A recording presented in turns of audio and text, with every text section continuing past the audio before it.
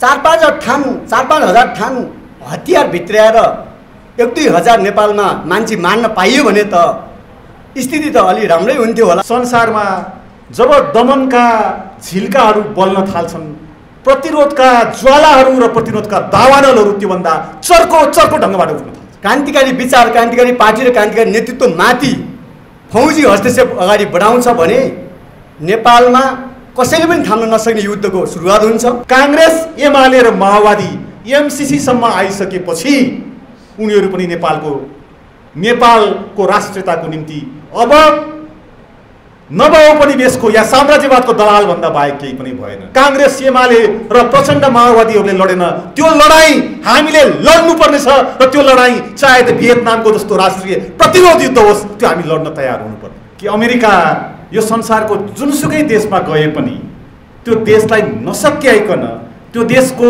सारा प्राकृतिक स्रोत सम्पदा कब्जा नगरिकन र त्यो देशको राष्ट्रिय स्वाधीनतालाई निमिट्यान्न नपारिकन कहीँ पनि फर्केको छैन। कांग्रेस, एमाले र माओवादीको मूल नेतृत्व हिस्सा पनि त्यो दलाल पुँजीवादको मतियार भएको छ र वास्तवमा दलाल पुँजीपति भएको छ। र शान्तिपूर्ण राजनीतिक हिसाबले प्रतिस्पर्धा गरिरहेको पार्टीलाई फेरि युद्धमा धकेल्ने प्रयास गर्छ भने यो जिम्मा र जवाबदेही शेरबहादुर देउवाले लिनुपर्छ। यो संसारमा पेट्रोलियम पदार्थको ट्याक्स संसारका सबै देशहरूले एक ठाउँमा मात्र तिर्छन्, तर नेपाल मात्र यस्तो देश हो जसले 11-12वटा ट्याक्स तिर्छ। मार्क्सले जस्तै गरेको भए लेनिनले क्रान्ति गर्न सक्दैन थिए, लेनिनले जस्तै गरेको भए माओले क्रान्ति गर्न सक्दैन थिए। माओ क्रान्ति गरिरहेका थिए, स्टालिनले भने गँवारहरूको पाराले क्रान्ति हुँदैन। तर जब माओले क्रान्ति गरिसकेपछि स्टालिनले माफी मागे, मैले गल्ती बोलेको रहेछु।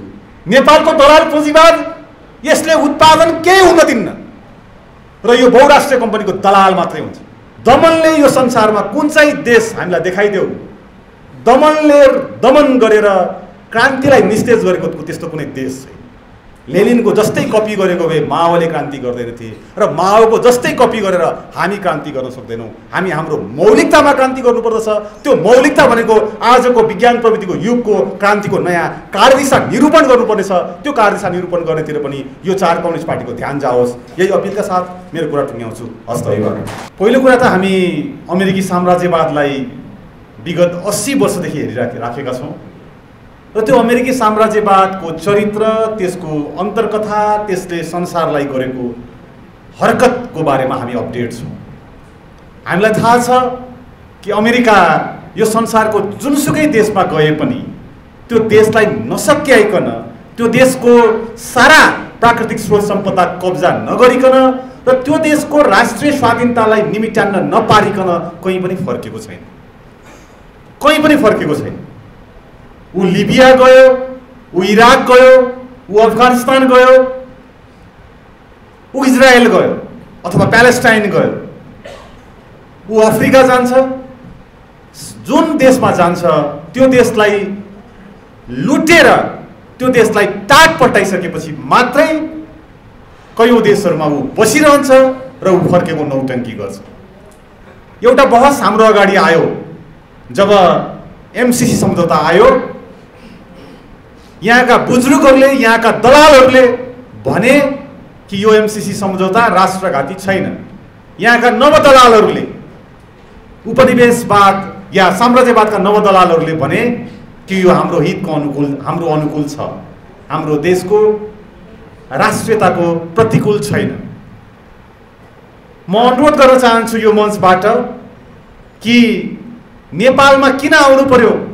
नेपालमा आए त सिधा आउन सकिहाल्छ नि, सेना ल्याउन सकिहाल्छ नि।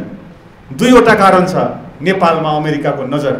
पहिलो कुरा प्राकृतिक स्रोत र सम्पदा नै हो, नेपालको पानी नै हो। आजसम्म नेपालमा नेपालको पानीको नीति, नेपालको जलविद्युतको नीति, नेपालको जल उत्पादनको नीति अहिलेसम्म जस्तो बनाए पनि हाम्रो नेपालको सरकारले बनाउँथ्यो, यहाँको ऊर्जा मन्त्रालयले बनाउँथ्यो र यहाँको विद्युत प्राधिकरणले बनाउँथ्यो। यो एमसीसी सम्झौता पछि जब अमेरिका हाकी हाम्रो देशमा आउँछ, अब हाम्रो पानीको बारेमा, हाम्रो बिजुलीको बारेमा हामीले निर्णय गर्न पाउँदैनौँ। आजसम्म त दलालहरूको सरकार भयो, दलालहरूको सत्ता भयो। त्यसकारण नेपालको आत्मनिर्भरताको यात्रा तय नै हुन सकेको छैन। हामी आत्मनिर्भरताको दिशामा जान नै सकेका छैनौँ।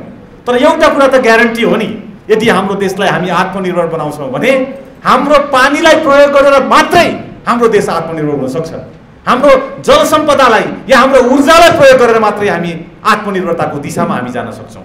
तर 5 स्टार होटलभित्र अफिस खोलेर नेपालको पूर्वदेखि पश्चिमसम्म उसले एउटा लाइन विस्तार गर्दैछ र त्यो लाइनलाई बचाउने नाममा अमेरिका सिधा सिधा हाम्रो भूमिमाथि, हाम्रो मातृभूमिमाथि हस्तक्षेप गर्नु भइराखेको छ। एउटा यो छ। दोस्रो, हामीले लिबियालाई हेरौँ र पछिल्लो चरणमा आएर सिरियालाई हेरिसकेपछि नेपालको प्राकृतिक स्रोत सम्पदालाई त उसलाई खानु छ, सँगसँगै नेपालसँग चीन छ। चीन साम्राज्यवादी देश हो कि होइन, साम्यवादी या समाजवादी देश हो कि होइन, उसको रवैया कस्तो छ त्यो अर्को विषय हो, त्यो बहसको विषय हो। हामीलाई अमेरिकाले जस्तै चीनले गर्न खोजेको छ कि छैन, भारतले जस्तै चीनले गरिराखेको छ कि छैन, यो पनि हामीले बहस गर्नुपर्ने भएको छ। या चीन आजको सन्दर्भमा हिजोको कम्युनिजमको धङधङी बोकेर हिँडिराखेको छ कि छैन, त्यो हिङ बोकेको टालो जस्तो भएको छ कि हिङ जस्तो भएको छ, त्यो बहस हामी गर्दै गरौँला। तर अमेरिकासँग हाक्काहाक्की काउन्टर गर्ने एउटा देश चीन जन्मियो र त्यो चीनको विरुद्धमा उसलाई चीन घेर्ने उसको जो रणनीति छ, इन्डो पेसिफिक रणनीति, त्यो रणनीति अन्तर्गत नेपाल उसको निम्ति सबैभन्दा अनुकूल देश हो। यसकारण दुईवटा कारणले गर्दा, एउटा नेपाल मार्फत उसले चीनलाई घेर्ने उसको रणनीति जो छ त्यसलाई पुरा गर्नको निम्ति, र दोस्रो नेपालको ऊर्जा जो अबको 10-20 वर्ष एसियाको निम्ति पानीको ऊर्जा जसले विश्वको सबैभन्दा बढी विद्युत खपत हुने जो एसिया छ, त्यो एसियामा हुने विद्युत खपतमा नेपालबाट उत्पादन भएको ऊर्जालाई प्रयोग गरेर यहाँ मार्फत उसले व्यापार गर्ने उसको दुईवटा रणनीति प्रष्ट देखिन्छ। किनकि ऊ खाडीका मुलुकहरूमा जान्छ र तेल कब्जा गर्छ, ऊ मडगास्करमा जान्छ र भुइँकटर कब्जा गर्छ, जहाँ जे प्राकृतिक स्रोत साधन छ त्यही कब्जा गर्छ अनि त्यसमार्फत ऊ आफू सम्पन्न हुनेतिर गइराखेको छ। त्यसकारण साम्राज्यवादको यो हाक्काहाक्की हस्तक्षेप हामीले देखिराखेका छौँ। यो हस्तक्षेपको विरुद्धमा हामीसँग उनीहरूलाई लागिराखेको होला कि एमसीसी संसदबाट अनुमोदन गरियो, अब एमसीसी संसदबाट अनुमोदन भइसकेपछि यो क्रियान्वयनको दिशामा जान्छ। हामी चेतावनी दिन चाहन्छौँ कि यो देशमा हामी पनि छौँ, यो देशमा हामी पनि छौँ, यो देशको राष्ट्रिय स्वाधीनताको निम्ति, यो देशको राष्ट्रिय स्वतन्त्रताको निम्ति, राष्ट्रिय सार्वभौमिकताको निम्ति हामी पनि छौँ। त्यसकारण त्यो क्रियान्वयनको चरणमा उनीहरूले जति मेहनत गर्छन् त्यति नै हामी त्यसलाई निस्तेज हुनका निम्ति हमेसा हामी प्रयत्न गर्नेछौँ र त्यसैको फलस्वरूप उनीहरूले एसपीपी सम्झौता गर्न सकेनन्। यो सिधा सैनिक ल्याउने, सिधै ल्याउने उनीहरूको जो रणनीति थियो त्यो यति बेला फेल भएको छ। तर हामीसँग अहिले पनि यस एमसीसी छ, त्यो एमसीसी विरुद्धको सङ्घर्ष हाम्रो अविरल चलिरहन्छ। दोस्रो, हामीले यो सँगसँगै उठाउनुपर्ने एउटा नयाँ बहस छ। हामी 4वटा कम्युनिस्ट पार्टीको आयोजनामा यो कार्यक्रम गरेका छौँ। एउटा, नेपालको राष्ट्रिय स्वाधीनताको मामिलामा कम्युनिस्ट पार्टीभित्र पनि भ्रम छ र हामीलाई पनि लागिरहेको छ, बेला बेला पृथ्वीनारायण शाहको चोर औँला हामीलाई मन पर्न थालेको छ, पृथ्वीनारायण शाहको जुङ्गा हामीलाई मन पर्न लागिराखेको छ र हामी कम्युनिस्टहरूले पनि भन्ने गरेका छौँ कता कता कि पृथ्वीनारायण शाह जस्ता दरबारहरूले नेपालको राष्ट्रिय स्वाधीनताको रक्षा गरेका छन्, गरे, नेपाल बनाए। एउटा यो भ्रम छ, पृथ्वीनारायण शाहको एकीकरण नेपालको एकीकरण हो या गोर्खा राज्यको विस्तार, यो पनि बहस गर्दै गरौँला। तर 1816 को सुगौली सन्धि पछि जब जङ्गबहादुर जुङ्गा मुठारेर आयो, हामीलाई थाहा छ लखनऊको विद्रोह दबाउनको निम्ति जङ्गबहादुरले 10,000 सेना त्यति बेला भारतमा पठाएको थियो। ख्याल गरौँ, आज पनि नेपालको सेनाको सङ्ख्या कति छ र जङ्गबहादुरले 1816 पछि इस्ट इन्डिया कम्पनीलाई 10,000 सेना पठाए बापत जङ्गबहादुरले केही गिफ्टहरू पाएका थिए। इस्ट इन्डिया कम्पनीको निम्ति जब उसले सेना पठाउन थाल्यो, नेपालको राणा शासन र नेपालको दरबार दुवैले गोर्खा भर्ती केन्द्र खोल्न थाल्यो। गोर्खा भर्ती केन्द्र इस्ट इन्डिया कम्पनीको निम्ति चाहे त्यो कारगिलमा जाओस्, चाहे त्यो अर्जेन्टिनामा जाओस्, चाहे त्यो फकल्यान्डमा जाओस्, फकल्यान्डमा गएर अर्जेन्टिनाका जनतालाई मार्नको निम्ति सिरुपाते खुकुरी पठाउने नेपालको राजतन्त्र र नेपालको राणा शासन नेपालको राष्ट्रिय हितको अनुकूल छ या छैन हामीले बहस गर्नुपर्ने र गोर्खा भर्ती केन्द्रलाई लगातार निरन्तरता दिने नेपालको राजतन्त्र के नेपालको राष्ट्रिय स्वाधीनताको प्रतीक हो? यो प्रश्न हामी उठाउँदै जानुपर्नेछ। यो पनि छोडौँ, 1950 मा सन्धि भयो। त्यो सन्धि नेपालको राजतन्त्रको प्रत्यक्ष निगरानीमा होइन, ऊ शहीद भयो 1950 को सन्धि। र नेपालमा सबैभन्दा बढी राष्ट्रवादी भनेर कहलिएको राजा महेन्द्रको पालामा जब गण्डकी सम्झौता भयो र जब कोशी सम्झौता भयो, हामीलाई यो पनि याद छ कि नेपालको कोशी सम्झौता 79 वर्षको लागि भयो, 179 वर्षको लागि। त्यो सम्झौता भए बापत 19 सालमा महेन्द्र गएर कोशी ब्यारेजको उद्घाटन गरेका हुन् राजा महेन्द्र। नेपालको विरुद्धको सबैभन्दा राष्ट्रघाती सन्धिको उद्घाटन गर्ने राजा महेन्द्रलाई हामी कसरी राष्ट्रवादी भन्न सक्छौँ? त्यो पनि कुरा छोडौँ। जब भारत र चीनको बीचमा लडाईँ भयो, अहिले हामी काला पानी भन्छौँ। त्यो काला पानीमा ल्याएर सेना राख्ने काम राजा महेन्द्र स्वयंले गरेका थिए। कांग्रेस आयो साथपछि कोशी र गण्डकी सम्झौता गर्यो। दरबार त्यही कोशी र गण्डकी सम्झौतालाई निरन्तरता दियो र काला पानीमा सेना राख्न राजा महेन्द्रले ल्याप्चे लगायो। राजा वीरेन्द्रको पालामा 75 भन्दा बढी ठाउँमा नेपालमा सीमा अतिक्रमण भयो। राजा वीरेन्द्र कहिल्यै बोलेन, राजा महेन्द्र कहिल्यै बोलेन। यसपछि आयो एमाले, यसपछि आयो माओवादी, अहिलेको प्रचण्ड नेतृत्वको माओवादी। महाकाली सन्धि भयो, बिप्पा भयो र अहिले एमसीसी भयो। यसले के देखाउँछ त भन्दा नेपालको राष्ट्रिय स्वाधीनताको यो युद्ध, राष्ट्रिय स्वाधीनताको यो लडाईँमा दरबार या राणा शासन, नेपालको राजतन्त्र या नेपालको राणा शासन, उनीहरू कहिले पनि नेपालको राष्ट्रिय स्वाधीनताको प्रतीक हुन सकेका थिएनन्। बरु इस्ट इन्डिया कम्पनी र भारतको दलाल भएका थिए।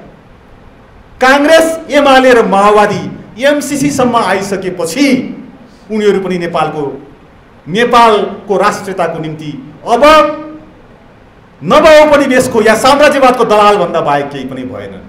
त्यसकारण हामी कम्युनिस्टहरूले एउटा नयाँ बहस सृजना गर्नुपर्ने छ कि नेपालको राष्ट्रिय स्वाधीनताको लडाईँ राणाहरूले लडेनन्, दरबारले लडेन, कांग्रेस, एमाले र प्रचण्ड माओवादीहरूले लडेन।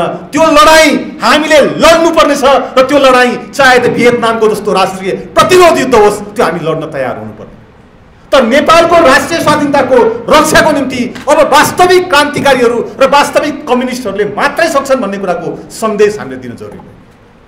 योबाट हामी भ्रमित भयौँ भने र कता पृथ्वीनारायण शाहको रागबाट, पृथ्वीनारायण शाहको हरकबाट नेपालको राष्ट्रिय स्वाधीनताको रक्षाको बहस हामीले चलायौँ भने हामी ठिक ठाउँमा पुग्न सक्दैनौँ।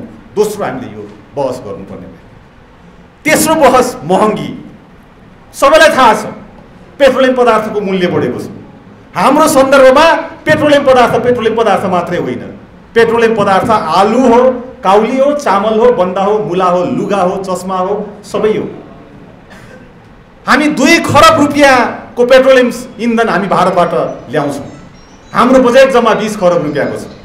2 खरब हामी पेट्रोलियम पदार्थ ल्याउँछौँ, 1 खरबको हामी चामल र गहुँ ल्याउँछौँ, 70 अरब रुपियाँको हामी फलफुल ल्याउँछौँ, झन्डै 2.5 खरब रुपियाँको हामी मोबाइल टेलिभिजन ल्याउँछौँ। हामी यस्तो देशमा छौँ जुन देशमा सबभन्दा बढी हिन्दूवादी भन्नेहरूले जनै पनि 10 करोड रुपियाँको चाइनाबाट ल्याएर लगाउँछन्। हामी त्यो देशमा छौँ। हामी त्यो देशमा छौँ जुन देशमा गुन्द्रुक पनि अब चाइनाबाट आउन थालेको छ। 20 करोड रुपियाँको गुन्द्रुक आउन थालेको छ चाइनाबाट। हामी त्यो देशमा छौँ। एउटा अर्को बहस गर्नुपर्ने छ, यो दलाल पुँजीवाद हो कि होइन? मेरो विचारमा यो पुँजीवाद होइन। पुँजीवाद जतिसुकै कुरूप होस्, पुँजीवाद जतिसुकै कमिना होस्, या पुँजीवाद जतिसुकै निर्दय होस्, त्यसले ठग्छ, मजदुरको श्रम ठग्छ, तर त्यसले उत्पादन गर्छ। बेच्नको निम्ति सामान उत्पादन गर्छ। तर नेपालको पुँजीवाद, नेपालको दलाल पुँजीवाद, यसले उत्पादन केही हुन दिन्न र यो बहुराष्ट्रिय कम्पनीको दलाल मात्रै हुन्छ। यसकारण दलाल पुँजीवाद रुखभित्र उम्रेको या रुखमा पलाएको ऐँजेरो हो, त्यो रुख होइन, त्यो पुँजीवाद होइन। पुँजीवादले उत्पादन गर्न रुचाउँछ पुँजीवाद र त्यो वस्तु तथा सेवा उसले लगेर बेच्न खोज्छ। अर्को बहस पनि छ, हामी कहाँ राष्ट्रिय पुँजीपति वर्ग छ कि छैन? हाम्रो विचारमा, मेरो विचारमा नेपालमा राष्ट्रिय पुँजीपति वर्ग छैन। राष्ट्रिय पुँजीपति वर्ग हुन्थ्यो भने उसले यहीँ उत्पादन गर्थ्यो र यहीँ बिक्री गर्थ्यो। अहिले त नेपालको नोकरशाह पनि, हिजोको नोकरशाही पुँजीवाद पनि, हिजोको नोकरशाही तन्त्र पनि, हिजोको सामन्त पनि र अहिलेको विनोद चौधरीदेखि लिएर सारा नेपालका पुँजीपतिहरू सबै कर्पोरेट हाउसका फगत दलाल मात्रै भएका छन्। यिनीहरू दलाल पुँजीपतिमा रूपान्तरण भएका छन्। त्यति मात्र होइन, कांग्रेस, एमाले र माओवादीको मूल नेतृत्व हिस्सा पनि त्यो दलाल पुँजीवादको मतियार भएको छ र वास्तवमा दलाल पुँजीपति भएको छ। र दलाल पुँजीपति वर्ग हिजोको पुँजीपति वर्ग जति पनि छैन, यो हुँदैन, किनकि यसलाई यो देशमा केही पनि उत्पादन गर्न दिनु छैन। हाम्रो महँगीको प्रसङ्ग यही हो। 1 लिटर पेट्रोल किन्दाखेरि हामी 10 रुपियाँ एउटा हाइड्रो कम्पनीको निम्ति लगानी गर्छौँ। 1 लिटर किन्दाखेरि 3 रुपियाँदेखि 4 रुपियाँसम्म हाम्रो सडक करमा जान्छ। 2 रुपियाँभन्दा बढी हामी ट्याक्स तिर्छौँ, हामी वातावरणको ट्याक्स तिर्छौँ हामी 1 लिटर पेट्रोल किन्दाखेरि। यो संसारमा पेट्रोलियम पदार्थको ट्याक्स संसारका सबै देशहरूले एक ठाउँमा मात्र तिर्छन्। तर नेपाल मात्र यस्तो देश हो जसले 11-12 वटा ट्याक्स तिर्छ। हामी भारतबाट आयल किन्छौँ, तेल किन्छौँ, भारतलाई ट्याक्स तिर्सकेका हुन्छौँ, भन्सारमा तिर्छौँ, भ्याट तिर्छौँ, सडक कर तिर्छौँ, वातावरण कर तिर्छौँ, त्यसपछि आएर चाहिँ एउटा हाइड्रोको निम्ति पैसा तिर्छौँ, ट्याक्स तिर्छौँ, कर्मचारीहरूलाई खर्चको कुरा ट्याक्स तिर्छौँ। यावत गर्दाखेरि 10 चोटि 15 चोटि ट्याक्स तिरेर 60 रुपियाँ 70 रुपियाँभन्दा बढी कर तिर्ने यो देशको सरकार यस्तो भएको छ कि यो असनको व्यापारी जस्तो भएको छ। उसले भन्छ पेट्रोलियम पदार्थमा घाटा छ, म भन्छु पेट्रोलियम पदार्थमा कहिल्यै पनि घाटा छैन, कुनै पनि दिन घाटा छैन। 1 लिटर पेट्रोलमा 60 रुपियाँ 50 रुपियाँ 40 रुपियाँसम्म कर लिएर त्यो करलाई लगानीमा कन्भर्ट गरेर अनि हामीलाई यति पर्यो भनेर देखाएर आयल निगमलाई अगाडि ल्याएर आयल निगमलाई कठपुतली बनाएर सरकारले ट्याक्स लिन्छ 40-50-60 रुपियाँ अनि आयल निगमले भन्छ त्यो त लगानी हो, हाम्रो ट्याक्स हामीले सरकारलाई तिरेको। त्यो ट्याक्सलाई लगानीमा कन्भर्ट गरेर अनि उसले पेट्रोलियम पदार्थको भाव बढाउँछ।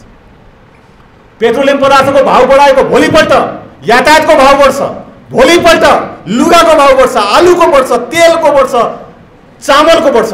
यसकारण हामीले हाम्रो राष्ट्रिय स्वाधीनताको लडाईँ लड्ने सन्दर्भमा हामीले हाम्रो नेपालको सन्दर्भमा आत्मनिर्भरताको एउटा नयाँ बहस लिएर जानुपर्ने छ। के हामी अब उत्पादन गर्न तयार छौँ? के हामी उत्पादनलाई हाम्रो कार्यनीति बनाउन तयार छौँ? कि हामीले एकचोटि क्युबालाई हेर्नुपर्नेछ। क्युबाले आत्मनिर्भरताको त्यो यात्रा लडेर मात्रै साम्राज्यवादसँग लड्न सफल भएको। एकजना पनि डाक्टर राखेन क्युबामा अमेरिकाले, सबै डाक्टरहरूलाई लगेर किनेर लिएर गयो। त्यति बेला फिडेल क्यास्ट्रोले भने जानेहरू जाऊ, कोही पनि यहाँ बस्न जरुरी छैन। एकजना पनि डाक्टर थिएन जति बेला अमेरिकाले क्युबामा हस्तक्षेप गरेको थियो। त्यसपछि क्युबाले स्वास्थ्यको एउटा नयाँ नीति ल्यायो र आज संसारमा सबैभन्दा बढी डाक्टरहरू, सबैभन्दा राम्रो स्वास्थ्य सिस्टम त्यही क्युबाले बनाएर देखायो। यसकारण कम्युनिस्ट आन्दोलनले राष्ट्रियताको मात्रै कुरा गर्दाखेरि भएन, यसले अब राष्ट्रिय स्वाधीनताको नयाँ बहस पनि लिएर जानुपर्ने अवस्था आएको छ। यो हाम्रो अर्को विषय भएको छ। र अन्तिम विषय नेकपासँगको 3 बुँदे सहमति। 1959 पछि क्युबाको क्रान्तिपछि संसारमा कम्युनिस्ट आन्दोलन कहीँ पनि अगाडि बढ्न सकेन। हामीसँग 2-3 वटा बहस भयो, या त समाजवाद आउँदै नआउने या त आए पनि समाजवाद ढलिहाल्ने, प्रतिक्रान्ति भइहाल्ने। अब हामीले पनि नयाँ बहस गर्नुपर्ने भएको छ। त्यस्तो क्रान्ति नगरौँ जुन क्रान्ति हुँदै हुँदैन, त्यस्तो क्रान्ति पनि नगरौँ जुन क्रान्ति टिक्दै टिक्दैन। प्रतिक्रान्तिका शिक्षा सहित हामी क्रान्ति गरिराखेका थियौँ, गरिराखेका छौँ। तर नेपाल एउटा यस्तो अपवाद देश बन्यो जसले संसारभर कम्युनिस्टहरू प्रतिक्रान्ति भइराखेको बेलामा यहाँ क्रान्तिको झन्डा फहराइराख्यो। र पछिल्लो चरणमा आइसकेपछि त्यसको एउटा झिल्काको रूपमा त्यसको एउटा फिलिङ्गोको रूपमा नेपालका हिजोका भेटेरान क्रान्तिकारीहरू प्रति क्रान्तिकारी भइसकेपछि, दलाल पुँजीपति भइसकेपछि त्यो झिल्काहरू देखा पर्न थाल्यो। र आज पनि एउटा कुरा हामीले एउटा भन्नै पर्छ कम्युनिस्टहरूले कि संसारमा आजको लडाईँ भूमण्डलीकृत पुँजीवाद र क्रान्तिकारीहरूको बीचको लडाईँ त हो, तर कम्युनिस्ट आन्दोलन संसारमा सङ्कटग्रस्त अवस्थामा छ। यो रक्षात्मक मात्रै होइन, सङ्कटग्रस्त अवस्थामा छ। त्यति बेला पनि नेपालमा क्रान्तिको खरानीभित्र सानो झिल्को बलिरहेको छ, बल्न कोसिस भइरहेको छ। त्यो झिल्कोलाई दबाउन उनीहरूले अनेक प्रयत्न गरिराखेका छन्। त्यसैको परिणाम हो पछिल्लो चरणमा अदालतबाट आएको उर्दी। कमरेड विप्लवले कुनै कार्यक्रममा भन्नुभयो कि नेपालका न्यायालयहरू ठिक छैनन्, उनीहरू भ्रष्टाचारको केन्द्रको रूपमा आएका छन्। त्यो न्यायालयलाई चुनौती भयो।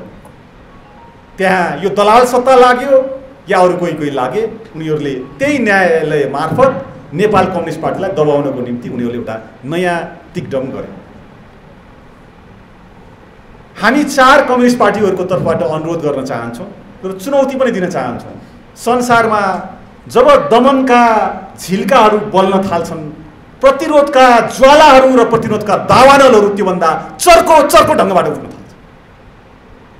दमनले यो संसारमा कुन चाहिँ देश हामीलाई देखाइदेऊ, दमनले दमन गरेर क्रान्तिलाई निस्तेज गरेको त्यस्तो कुनै देश छैन।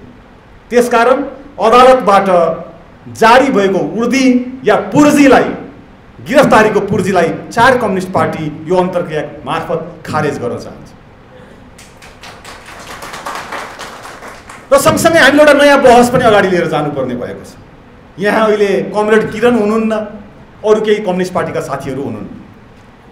अब यो भन्नै पर्ने भएको छ, हामीले रणनैतिक संयुक्त मोर्चा बनायौँ 4वटा कम्युनिस्ट पार्टी मिलेर। त्यति बेला नेकपा विप्लव कमरेडको नेतृत्वको नेकपा प्रतिबन्धित थियो। त्यो बेलामा हामीले 4 कम्युनिस्ट पार्टीको आन्दोलन अगाडि बढायौँ र संयुक्त रणनैतिक संयुक्त मोर्चालाई अगाडि लिएर गयौँ। त्यो अगाडि बढ्न सकेन। म आज यो मञ्चबाट उद्घोष गर्न चाहन्छु, त्यो रणनैतिक संयुक्त मोर्चा अगाडि बढ्न नसकेको मुख्य कारण कमरेड किरण नेतृत्वको नेकपा क्रान्तिकारी माओवादी। हामी 4वटा कम्युनिस्ट पार्टी मिलेर कार्यक्रमहरू बनाइराखेका थियौँ। त्यति बेला विप्लव नेतृत्वको नेकपा प्रतिबन्धबाट बल्ल बाहिर निस्केको थियो र 3 मुदे गरिराखेको थियो। एमसीसी विरुद्ध देशैभरि चर्की आन्दोलन चलिराखेको थियो।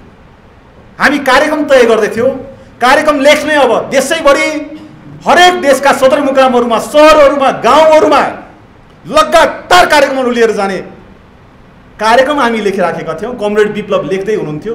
कमरेड किरणले भन्नुभयो, अहिले तपाईँहरू बल्ल बल्ल बाहिर आउनु भएको छ, तपाईँहरूको के कुरा हो, 1 महिना तपाईँहरू एक्लै कार्यक्रम गर्नुहोस्, अनि त्यसपछि बसेर सल्लाह गरौँ। त्यो रणनीतिक संयुक्त मोर्चाको कार्यक्रम तुइयो। यही हो, अरू केही कारण छैन। यसमा प्रष्ट भयो हुन्छ। म कमरेड किरणलाई अनुरोध गर्न चाहन्छु, तपाईँ बचे खुचेको नेपालको कम्युनिस्ट आन्दोलनको आदर्श हुनुहुन्छ। यो बचे खुचेको आदर्श यो 4वटा कम्युनिस्ट पार्टी या यसलाई हामी 6वटा बनाएका थियौँ, त्यो 6वटा कम्युनिस्ट पार्टीलाई तुल्याएर कमजोर बनाएर नेपालको राष्ट्रिय स्वाधीनताको आन्दोलन, नेपालको राष्ट्रिय प्रतिरोध आन्दोलन या नेपालको क्रान्तिकारी आन्दोलन अगाडि बढ्न सक्दैन। आउनुहोस्, फेरि एकचोटि बसौँ, समीक्षा गरौँ, त्यो हिजोको रणनीतिक संयुक्त मोर्चालाई फेरि नयाँ ढङ्गबाट अगाडि लिएर जाउँ र नयाँ गठन भएका कम्युनिस्ट पार्टीहरूलाई पनि हामी अपिल गर्न चाहन्छौँ। हामीसँग थियो, हिजो कुनै जमाना थियो, पुष्पलाललाई गद्दार, निर्मल लामालाई सीआईडी भनेर नेपालको कम्युनिस्ट आन्दोलनमा यो जडसूत्रवादी, त्यो दक्षिणपन्थी, त्यो संशोधनवादी भनेर हामी आरोप लगाउँथ्यौँ। तर आज भूमण्डलीकृत पुँजीवाद एकीकृत भएर सशक्त भएर आएको छ। नेपालको कम्युनिस्टहरू भनेकाहरू पनि त्यसका दलाल भएका छन्। अनि भूमण्डलीकृत पुँजीवाद र दलाल पुँजीवाद चाहिँ एक ढिक्का भएर आइराखेको छ। हामी क्रान्तिकारीहरू चाहिँ एकले अर्कालाई हिलो छ्याप्ने, एकले अर्कालाई सिद्ध्याउने, एकले अर्काको छाला काट्ने, काटेर खसीलाई खुइलाएको जस्तो हामी एकले अर्कालाई खुइलाइराखेका छौँ। यो कुरा बन्द गरौँ। आउनुहोस्, क्रान्तिको कार्यभारलाई ठिक ढङ्गबाट पुरा गरौँ। हामी कोही पनि संकीर्ण नहौँ, 4 पार्टी छौँ हामी, यसलाई 6 पार्टी बनाऊ, 7 कम्युनिस्ट पार्टी बनाऊ, हामी बनाउन तयार छौँ। संयुक्त मोर्चालाई, संयुक्त आन्दोलनलाई अगाडि लिएर जाउँ। म यो अपिल पनि यहाँबाट गर्न चाहन्छु। र फेरि पनि हामी अहिले जो 4वटा कम्युनिस्ट पार्टीको तर्फबाट हामी जो कार्यक्रमहरू आयोजना गरिराखेका छौँ, हामी हाम्रो कार्यक्रमलाई स्वाधीनताको राष्ट्रिय स्वाधीनताको आन्दोलन, जनजीविकाको आन्दोलन र नेपालको क्रान्तिकारी आन्दोलनलाई अगाडि बढाउनका निम्ति हर कसर अगाडि बढ्दछौँ।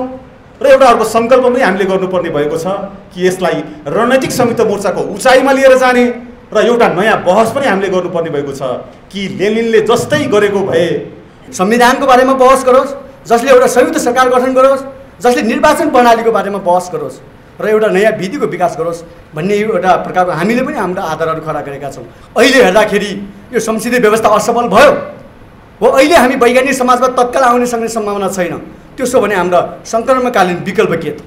हाम्रा राजनीतिक एजेन्डा के हो त? हामी राजनीतिक कार्यक्रम र राजनीतिक एजेन्डा बिनाको हामीले कार्यक्रम गरिरहँदा हामी ठोस निष्कर्षमा पुग्न नसक्ने स्थिति हुनसक्छ।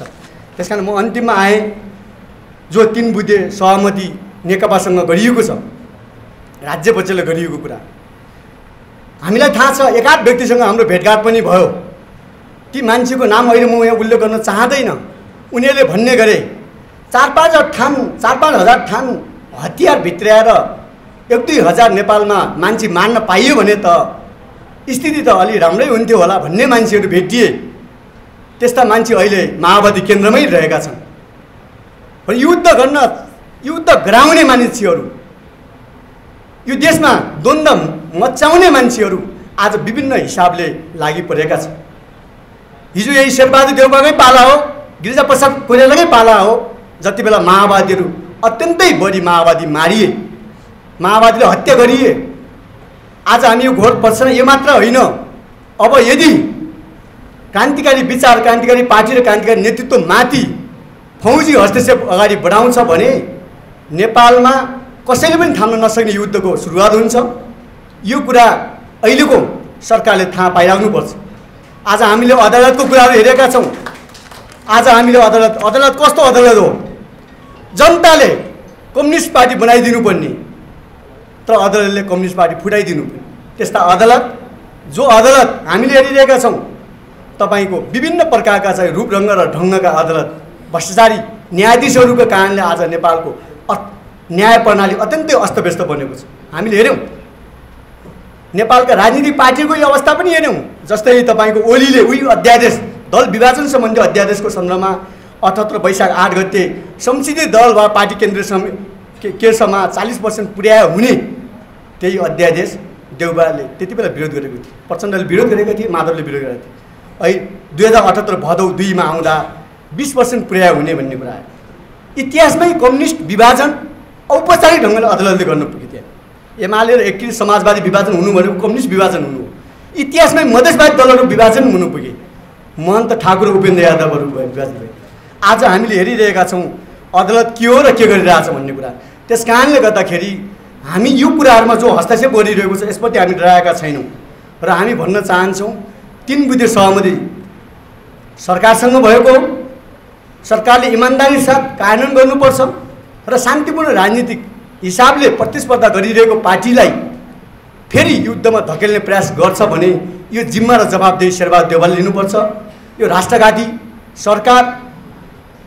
सरकारको गतिविधि राष्ट्रविरोधी गतिविधि भएको हुनाले युद्ध बाहिरबाट गर्न दिएन भने, अमेरिका या चीन या भारतबाट युद्ध नेपालमा गरिएन भने नेपालभित्रबाट युद्ध गराउने प्रपञ्च र षड्यन्त्र सुरुवात भएका छन्। यस कारणले पनि हामी यो भन्न चाहन्छौँ, अब हामी युद्ध गर्न पक्षमा छैनौँ, तर युद्ध गर्नुपर्ने अवस्था आयो भने त्यो जनयुद्ध होइन, राष्ट्रिय युद्ध हुन्छ। त्यो राष्ट्रिय युद्धको चरित्र के हुन्छ भने काङ्ग्रेस एमाले माओवादी भनिँदैन। त्यहाँ त्यो माओवादी एमाले काङ्ग्रेस भनिँदैन। त्यहाँ सबै एउटै सिपाही हुन्छ, त्यहाँ कमान्डर एउटै हुन्छ। त्यसकारण त्यसको एउटा निष्कर्ष हुन्छ। त्यो भनेको अहिले तपाईँको जसरी श्रीलङ्काको भनेका छौँ, अस्ति पनि हामीले भन्यौँ यो जो 3 बुँदे सहमति कार्यान्वयनको विषयमा कमरेड विप्लव कमरेडको नेतृत्व नेकपा र धर्मेन्द्र कमरेडको पार्टी बीचमा साझा धारणा हुनुपर्छ, साझा हिसाबले अगाडि बढ्नुपर्छ। किनभने जो पहिला पीडित छ ऊ एक ठाउँमा आइपुग्नुपर्छ। दयनीय छ दलको विज्ञप्तिमा त त्यो आउँदै आएन छ। उहाँहरू आफै कहाँ हराउनु भयो, अचम्म लाग्छ। माओवादीले विरोध गरिरहेको बेला संसदमा एमाले विरोध गरेको बेला हाम्रो 6 दल कहाँ गएर बस्यो भन्ने मलाई लाग्छ कि यो अचम्म लाग्छ। राजनीतिमा के हुन्छ भने होस बेहोस भयो, राजनीतिमा सही ठाउँ पुगिँदैन कि। नेताले त एउटा आन्दोलनले त यो ठाउँमा गाडी यो ठाउँसम्म गाडीमा जानुहोस्, यो ठाउँसम्म प्लेनमा जानुहोस्, यो ठाउँमा हिँडेर जानुहोस् भन्ने त नेताले त गाइडलाइन दिनु पऱ्यो नि। अन्धाधुन्धा हिसाबले तपाईँहरू जुन भूमिका खेल्दै हुनुहुन्छ, तपाईँ अन्धाधुन्ध गन्तव्यमा पुग्नुहुन्छ। त्यस कारणले कार्यकर्ता जनताले मान्ने नमान्ने उहाँहरूको कुरा हो, त नेताले प्रष्ट निर्देशन दिनुपर्छ कि यो बाटोसम्म गाडीमा जाऊ, यो बाटोसम्म प्लेनमा जाऊ, यो बाटो हिँडेर जाऊ भन्नुपर्छ। तपाईँ हामी के हो भने आफूले लागेको कुरा सबैले मान्नै पर्छ या त अबले बुझ्नुपर्छ, होइन। त्यस कारणले हाम्रो भनाइ के हो भने अब त्यो 6 पार्टी र हामी 4 पार्टी बिचमा सिधै संयुक्त बैठक बस्नुपर्छ। अब हामीले कोही कसैको आग्रह पूर्वाग्रहमा हामी अहिले यहाँ विभाजित हुनेवाला छैनौँ। हामीले हाम्रो उद्देश्य भनेको जोडाउने हो, जुटाउने हो र एक हिसाबले केन्द्रीकृत गर्ने हो। नत्र भने हामी के हुनेवाला छौँ भन्नुहुन्छ भने इतिहासको पानामा फलानु मान्छे पनि पार्टीको अध्यक्ष भएको थियो, फलानु पार्टी पनि चलाएको थियो भन्ने बाहेक अरू केही हुँदैन। त्यस कारणले गर्दाखेरि हाम्रा अगाडि यो अभिभारा आएको छ, यो अभिभारा पुरा गर्ने प्रतिबद्ध पनि हामी अगाडि बढाउन चाहन्छौँ। यदि यो समयमा गरेनौँ भने हाम्रा एमसीसी भन्दा अगाडिको कुरा पनि हामीले समीक्षा गऱ्यौँ। हामीले भन्यौँ 6 पार्टी कि बहिष्कार सँगै गरौँ कि चुनाव उपयोग सँगै गरौँ भनेर औपचारिक प्रस्ताव गर्दाखेरि सबैले आम र ढुङ्ग्रो बजाए। जब बहिष्कार सिद्धियो त्यसपछि हामी कार्यगत एकतामा सुरु गऱ्यौँ कि जब हामीले अन्तिम सङ्कट गोल हान्ने बेला हुन्छ, गोल पोस्टमा जाने बेला हुन्छ, त्यति बेला हामी एक्लै अर्कालाई साथ दिँदैनौँ। तर जति बेला गोल गर्दैनौँ त्यति बेला हामी साथी खोज्छौँ र साथ गर्छौँ। हाम्रा यो दयनीय टिलाग्दो कार्यनीतिले पनि हामी सिद्धिएका छौँ कि। त्यस कारणले अब के हुँदैन भने अब कार्यनीति पनि हाम्रो रणनीति पनि अब पार्टी एकता पनि उद्देश्यमूलक गरिन्छ। नत्र भने त्यो सधैँभरि त्यो दिन काट्नलाई समय बिताउनलाई गरिँदैन। जसले जनता र देशलाई केही दिन सक्दैन, वर्गलाई केही दिन सक्दैन, त्यो कार्यकर्ता एकता के हो, रणनीति मोर्चा के हो, त्यो पार्टी एकता के हो के। त्यस कारणले यसको बारेमा हामीले प्रश्न जवाब दिनुपर्छ र यही कुरा राख्नुपर्छ। यही विषयमा म यहाँ विषय राख्दै म बिदा हुन्छ। हस्, धन्यवाद।